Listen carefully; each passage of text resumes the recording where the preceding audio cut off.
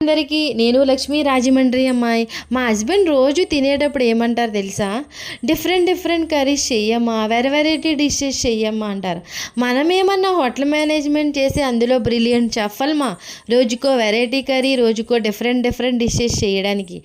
ఏదో ఇంట్లో మిగిలిపోయిన ఉల్లిపాయ, వంకాయ, బెండకాయతో కర్రీ చేద్దాం అనుకుంటాం మనం. వాళ్ళకేమో రోజుకో వెరైటీ, రోజుకో డిఫరెంట్ డిషెస్ కావాలి వాళ్ళకి. అలానే వాళ్ళు అడిగిన తర్వాత మనం చేయకుండా ఉండలేం కదా. అయితే నేను ఈరోజు ఎగ్తో ఒక టేస్టీ కర్రీ చేద్దామని ఫిక్స్ అయినా. అది ఏంటంటారా? Egg tikka curry masala. మీరు కూడా ఎగ్తో చాలా రకాల కర్రీస్ ట్రై చేసే ఉండొచ్చు. బట్ ఇప్పుడు నేను చేసే ఎగ్ టిక్కా కర్రీ మసాలా మీరు కూడా ఒకసారి ట్రై చేయండి.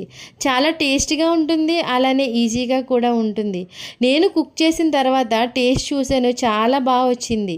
మీరు కూడా ట్రై చేయండి. మన ఛానల్లో పెట్టే వీడియోస్ మీకు నచ్చినట్లయితే మన ఛానల్ని